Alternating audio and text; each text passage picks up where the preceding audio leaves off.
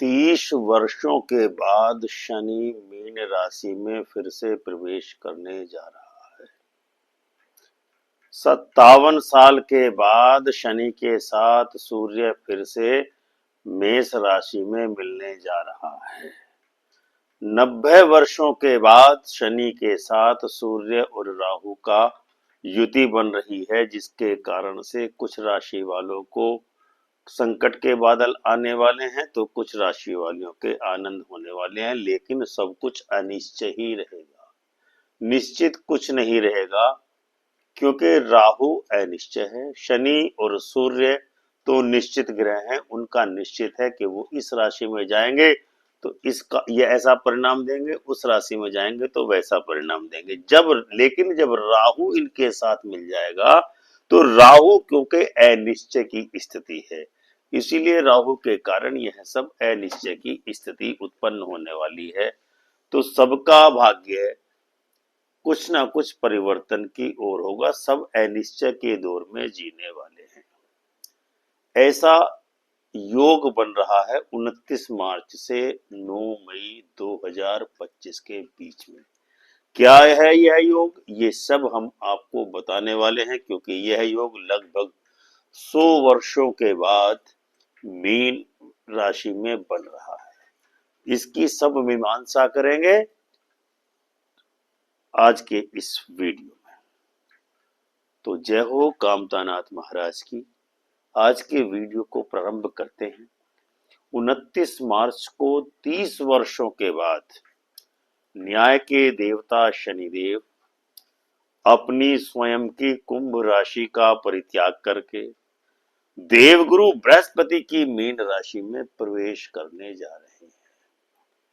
शनि का राशि परिवर्तन यूं तो एक राशि से दूसरी राशि में 2.5 वर्षों के बाद होता है, लेकिन इस बार शनिदेव का मीन राशि में प्रवेश कुछ खास कारणों से ज्योतिषीय एवं आध्यात्मिक एवं मानसिक दृष्टि से अत्यंत ही विशेष होने वाला है, जिसको पॉइंट वाइज हम आपके समक्ष अब प्रस्तुत करने वाले हैं। नंबर 1, बृहस्पति के स्वामित्व वाली मीन राशि में लगभग 30 वर्षों के पश्चात शनिदेव प्रवेश करने वाले हैं। शनि का यह राशि परिवर्तन यदि सामान्य गति से होता तो कोई बात नहीं थी, लेकिन शनि का यह परिवर्तन मीन राशि में गोचर करना एक विशेष परिस्थितियों को जन्म दे रहा है। क्या है वह परिस्थितियां, हम आगे के बिंदुओं में उसको विश्लेषित करेंगे। नंबर 2, शनि विगत 28 मार्च 2025 से सूर्य के सानिध्य में आ जाने के कारण शनिदेव पहले से ही अस्त हो चुके हैं और 6 अप्रैल तक शनिदेव अस्त ही रहने वाले हैं। नंबर 3, शनि का यह राशि परिवर्तन शनि की अस्त अवस्था में हो रहा है, जो आध्यात्मिक एवं ज्योतिषीय दृष्टि से अत्यंत ही खतरनाक या अनिश्चित परिणाम देने वाला है। इसको एक उदाहरण से भी समझा जा सकता है। मान लीजिए कोई सामान्य व्यक्ति दिल्ली से कलकत्ता जाने के लिए या बंबई जाने के लिए राजधानी एक्सप्रेस में अपना टिकट बुक कराता है और टिकट लेकर के वांछित राजधानी ट्रेन में बैठ जाता है, लेकिन रास्ते में उसको कुछ मित्र मिल जाते हैं जो जहर खुरानी ग्रोह के सदस्य हैं और उसको विष मिश्रित पदार्थ का सेवन करा देते हैं, लेकिन उसको उतरना था रास्ते में ही, लेकिन विष मिश्रित पदार्थों का सेवन हो जाने के कारण वह मूर्छित अथवा अस्त अवस्था में आ जाता है। किंतु जब उस व्यक्ति को सुबह को अगले दिन होश आता है तो पता चलता है कि उसका जो मूल स्टेशन था वो तो बहुत पीछे रह गया। अब तो राजधानी एक्सप्रेस बंबई पहुंचने वाली है। अब अगर ये व्यक्ति शांत स्वभाव का होता तो बंबई में ट्रेन से उतर कर वापसी अपने गंतव्य के लिए कोई दूसरी ट्रेन पकड़ लेगा, लेकिन यदि वह व्यक्ति उत्पाती होगा तो पूरे रेलवे स्टाफ को तुरंत ही परेशान कर देगा। ऐसा ही 29 मार्च को न्याय के देवता शनि देव के साथ होने वाला है। शनिदेव अस्त अवस्था में यानी कि मूर्छित अवस्था में ही अपने स्वामित्व की कुंभ राशि से आगे निकलकर बृहस्पति के स्वामित्व वाली मीन राशि में प्रवेश करेंगे।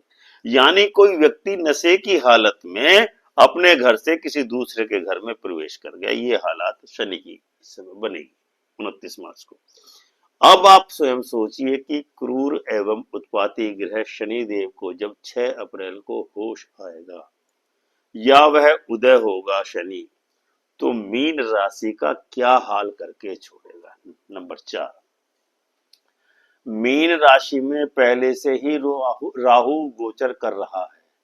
मीन राशि में यह राहु 9 मई तक रहने वाला है, यानी 29 मार्च से मीन राशि में शनि एवं राहु ग्रह की युति 9 मई तक होने वाली है।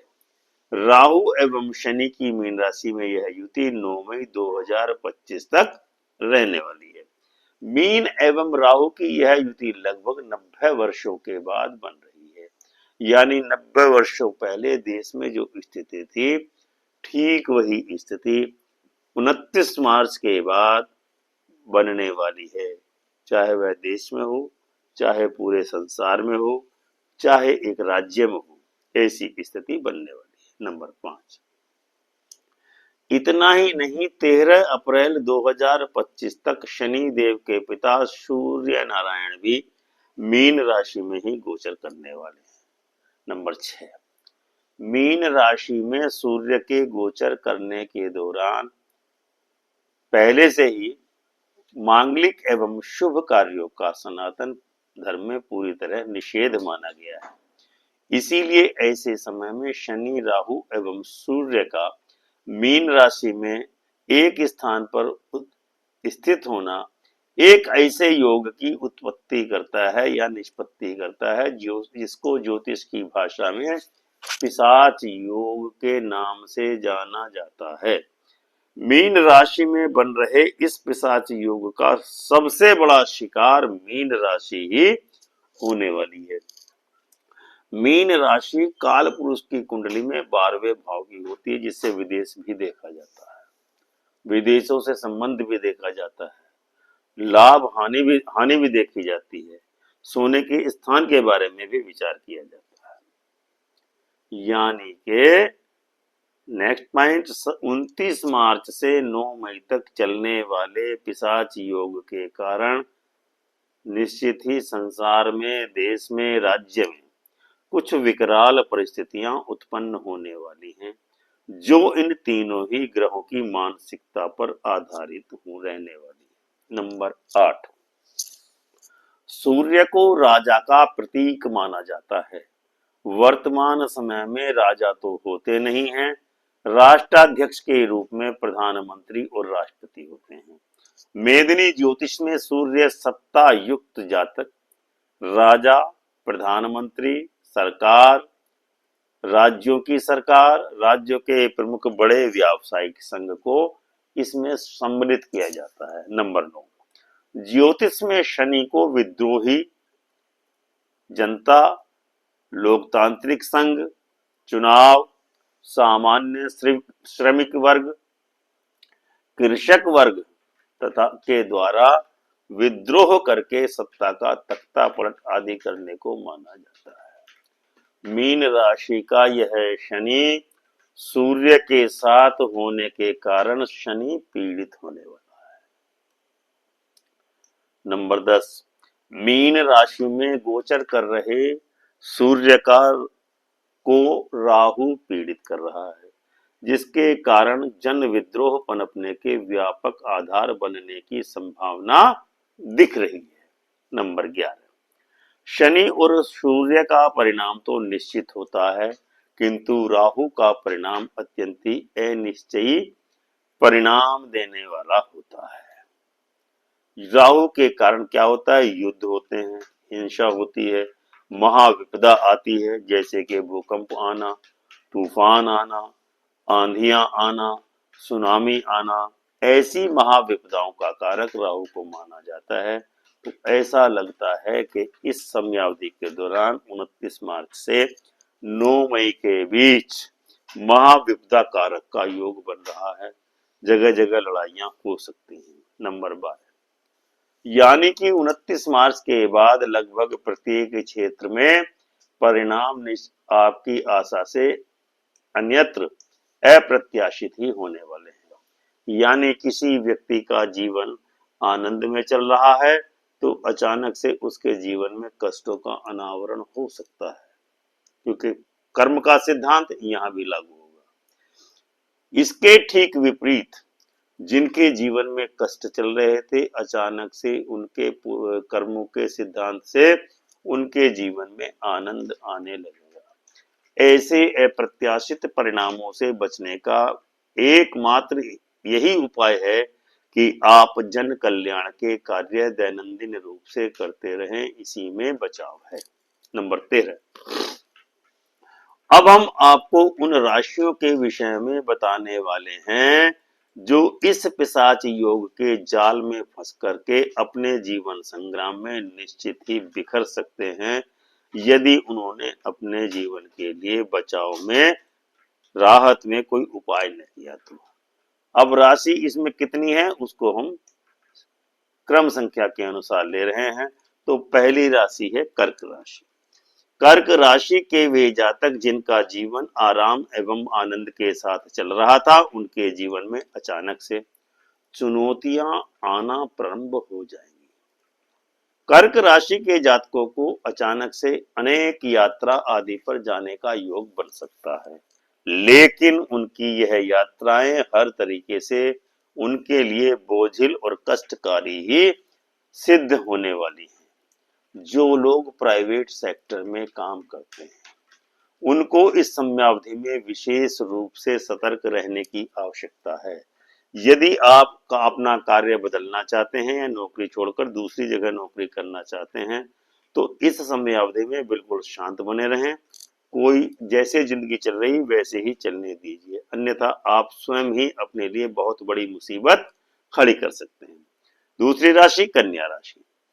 कन्या राशि वालों को का समय इस प्रकार का आने वाला है कि उनको कोई भी कार्य करने से पहले काफी सोच विचार कर ही अपने कार्यों को मूर्त रूप देना चाहिए। सोच विचार कर विवेक के साथ ही निर्णय लें, अन्यथा आपको पछताना पड़ सकता है और बाद में यही कहेंगे कि अब पछताए होत क्या जब चिड़िया चुग गई खेत। कन्या राशि वालों को इस दरमियान अत्यधिक परिश्रम करना पड़ेगा निश्चित ही, किंतु उनको उनके परिश्रम के अनुरूप फल या परिणाम प्राप्त नहीं होंगे। घरेलू खर्चे बढ़ने के कारण आपकी आर्थिक स्थिति निश्चित ही खराब हो सकती है, इसीलिए कोई भी व्यय करने से पहले उसके बारे में ठोक बजाकर निर्णय कर लें। तीसरी राशि वृश्चिक राशि। इस पिशाच योग के कारण वृश्चिक राशि वालों को स्वास्थ्य के क्षेत्र में निश्चित ही विपरीत परिस्थितियों का सामना करना पड़ेगा। जो लोग भी सरकारी सेवा में हैं, उनको विशेष सावधान रहने की आवश्यकता है, क्योंकि उनके कार्य स्थल पर मतभेद उत्पन्न होने की प्रबलतम संभावना बन रही है। यदि आप किसी अनजान व्यक्ति से उसका कार्य करने के लिए पैसे लेते हैं, तो आपके कार्य स्थल पर आपका मतभेद उत्पन्न होगा और आपको वह पैसे उस अज्ञात व्यक्ति से जो लिए हैं उसके काम के लिए वे आपको वापस करने पड़ सकते हैं। वृश्चिक राशि वालों को वाहन चलाते समय भी सावधानी बरतनी है इस समयावधि के दौरान, क्योंकि ये पिशाच योग अत्यंत ही खतरनाक प्रकृति का है। इसलिए वाहन चलाते समय सावधानी बरतें, अन्यथा चोट इत्यादि लगने का खतरा है। नेक्स्ट राशि कुंभ राशि। कुंभ राशि वाले जातकों को अचानक से जीवन में चुनौतियां का सामना करना पड़ सकता है। आपके संबंधों में जो पारिवारिक संबंध है, आपसी संबंध है, उसमें उतार चढ़ाव आने की प्रबलतम संभावना है। आपकी वाणी में अचानक से तीखापन उत्पन्न हो सकता है, क्योंकि वाणी के कारण ही आपका आपके परिवार में वाद विवाद हो सकता है।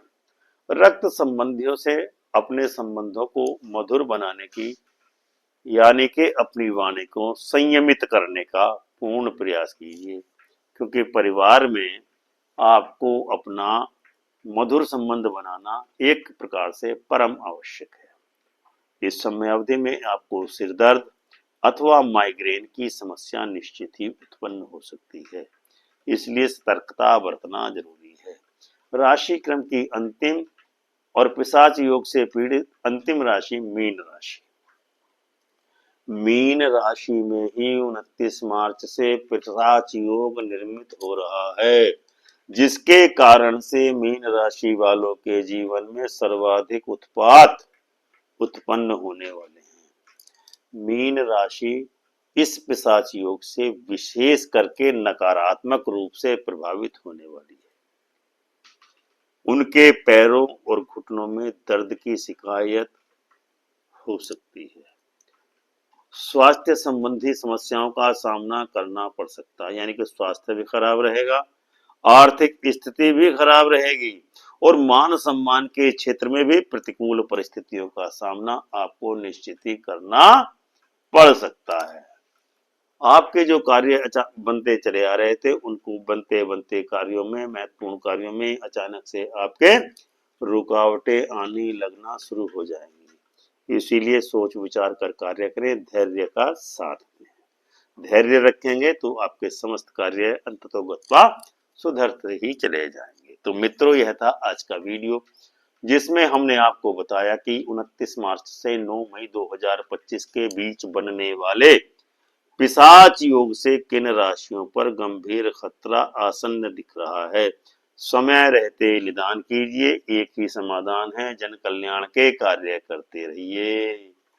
भूखों को भोजन खिलाइए, भिखारियों को खाना दान कीजिए, कोढ़ियों को खाना दान कीजिए, निर्धन विद्यार्थियों की स्कूल कॉलेज की फीस जमा करते रहिए, आपका कल्याण होता रहेगा। तो दर्शकों, यह था आज का वीडियो, जिसमें हमने आपको पिशाच योग के बारे में बताया, जो कि 29 मार्च से प्रारंभ होने वाला है।